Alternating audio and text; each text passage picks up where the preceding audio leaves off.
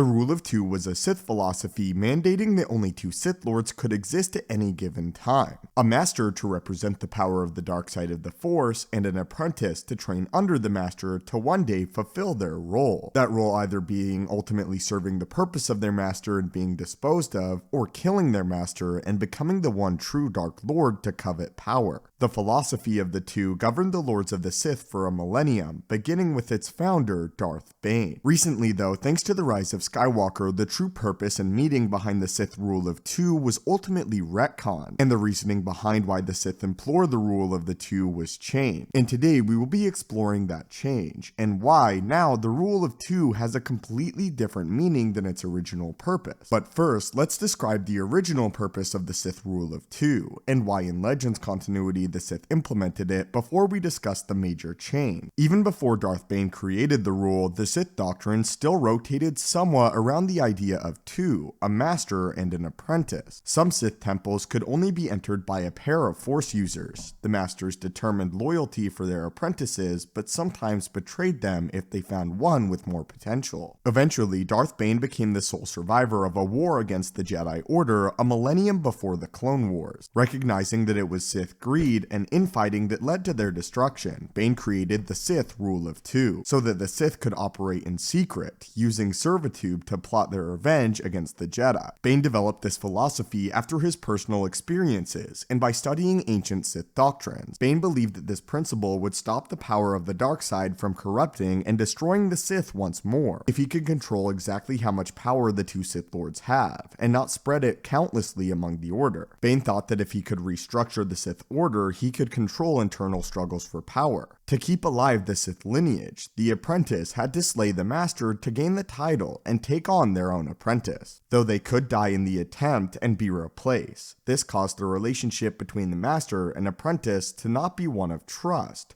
and constantly both searched for signs of weakness in the other. Bane took an apprentice of his own and passed on his knowledge while establishing the new Sith way of pursuing power and revenge against the Jedi through manipulation and subservitude. The Jedi became aware of Bane's philosophy, and Bane was ultimately defeated though. Although historical records weren't accurate, it was considered possible that Bane was killed by his own apprentice. In either case, the Jedi went to falsely believe that they had destroyed the Sith forever. However, Bane's plans continued through his apprentice, allowing the Sith to survive secretly for years while planning their revenge against the Jedi Order. Rumors nevertheless remained that the Sith were continuing in the shadows. It was not actually Darth Bane himself though that pioneered the idea of the Sith Rule of Two, but Revan millennium before Bane. In Legends, the Rule of Two states that there would only be two Sith at one time, of course a master and an apprentice, guaranteeing that when the apprentice becomes powerful enough in the ways of the dark side to take the title of master,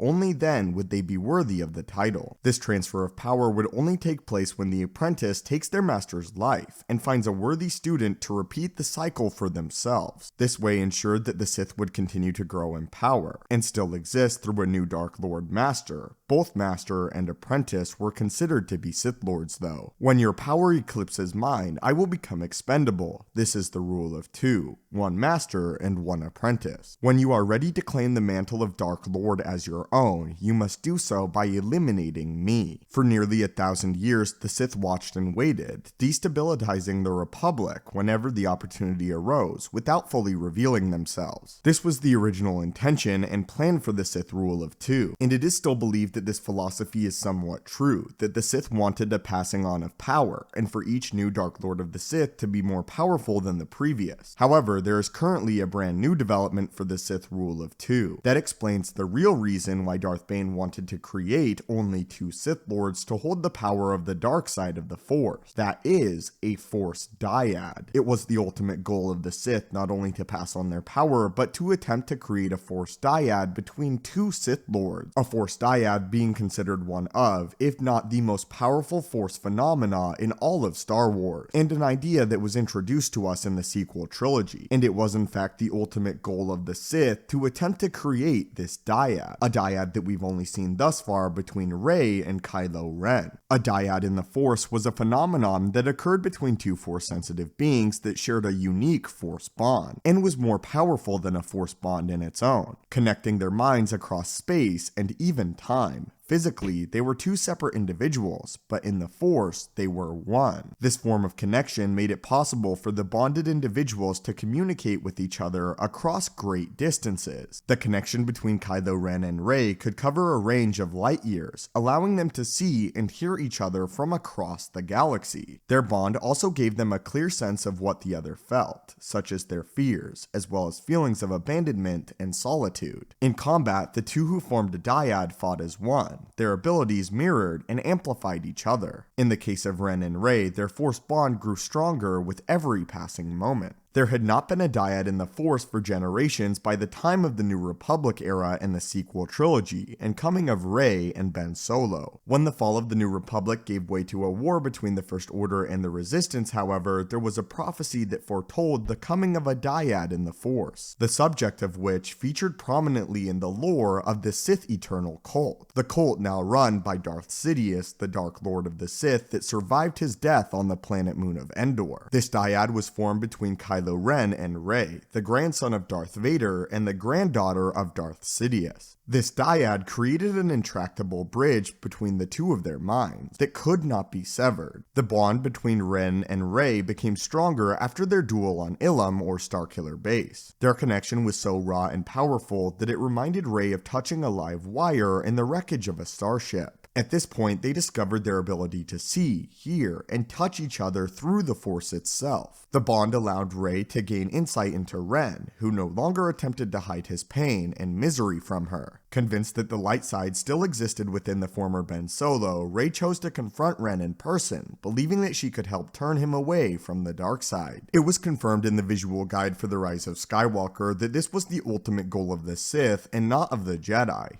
And this was now an integral and very important part of the Sith Rule of Two, this attempt to create a Force dyad between two dark side wielders. In the sequel trilogy though, we learned that the dyad was formed between one of the light and one of the dark side of the Force, but that it is possible for two light side wielders and two dark side wielders to create this dyad. This would have given the two Dark Lords of the Sith a huge advantage, as the power would have literally amplified one another when they fought alongside each other. In the sequel trilogy, this dyad both fought for the large majority of different goals, but if a dyad was united in the Force, their abilities could be dangerous, marvelous, and could potentially destroy the galaxy. This ability to touch one another and make one another more powerful in the Force by every growing moment. We learned by comments made by Darth Sidious in The Rise of Skywalker that Ben Solo and Rey is not the only dyad in the Force to be seen in the Star Wars universe, but it is the only one that we know the specifics of. Clearly though, the Sith believed that this idea of a dyad of the Force was powerful enough that they built an entire philosophy around it, as well as the idea of passing on power and knowledge to your apprentice until they ultimately succeed you. It is said though in the visual guide for The Rise of Skywalker that a Force dyad and the Sith Rule of Two are somewhat different, and that a Force dyad literally goes beyond the idea of the Rule of Two. The Rule of Two saying that two Sith Lords join in purpose for one goal in their use of the Force, and a Force dyad being the ultimate culmination of the Rule of Two. The two individuals become one in the Force entirely. Again, with it being the ultimate goal of the Sith Rule of Two to achieve a dyad, but with various other ideas and goals along the way if a Sith could not achieve this. Anyway though, my friends, this is a pretty big change to the Sith Rule of Two in Star Wars canon. Personally, I do really like this addition to the Sith Rule of Two, and the idea that they had an ultimate plan if a Force dyad was ever created. But again, I would love to hear what you personally have to think about this, and the idea and philosophy of a Sith dyad and its connection to the Rule of Two. As always, my friends, thank you so much for watching the videos. It means the world to me, especially these longer format videos. May the Force be with you, and have a great day.